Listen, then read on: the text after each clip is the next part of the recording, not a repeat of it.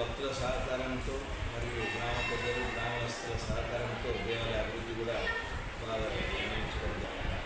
ఈ యొక్క దేవాలయానికి ముఖ్యంగా దాతల సాయంతోనే స్వామివారికి 4 దిక్కుల రాజగోపురాలు నిర్మించడం జరిగింది మరియు ప్రాకార మంటపం కూడా నిర్మించడం జరిగింది.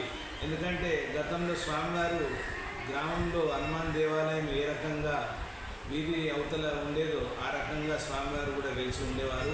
దినదినాన ఈ యొక్క స్వామివారి భక్తుల సహాయంతో అభివృద్ధి చెంది దేవాలయ నిర్మాణము మరియు వసతి గృహాల నిర్మాణము మరియు దేవస్థాన ప్రాకార మంటపం నిర్మాణము దాతల సహకారంతో ఎంతో అభివృద్ధి చెందింది. మరియు దాతలు కూడా ఇప్పుడు ఇంకా కొన్ని పనులకు వారు కూడా స్వయంగా ముందుకు వచ్చి దేవాలయ అభివృద్ధికి తోడ్పడాలని కోరుచున్నాను. For watching. For more updates, subscribe to my channel. చూస్తూనే